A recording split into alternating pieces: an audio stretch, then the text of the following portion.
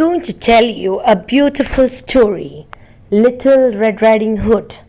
One day, Little Red Riding Hood's mother said to her, "Take this basket of goodies to your grandma's cottage, but don't talk to strangers on the way." Promising not to, Little Red Riding Hood skipped off. On her way, she met the big bad wolf. He asked, "Where are you going, little girl?" "To my grandma's, Mr. Wolf," she answered. The big bad wolf then ran to her grandmother's cottage.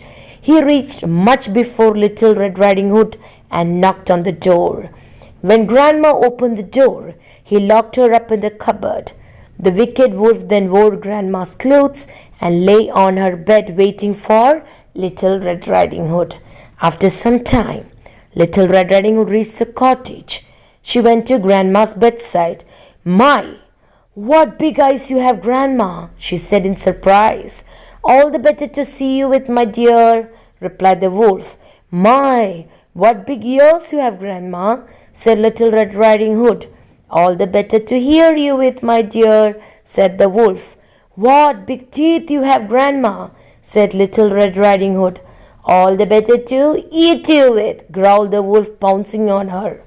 Little Red Riding Hood screamed, and the woodcutters in the forest came running to the cottage.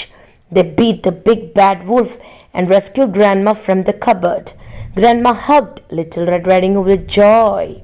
The big bad wolf ran away, never to be seen again. Little Red Riding Hood had learnt a lesson and never spoke to strangers ever again. Like, share, subscribe.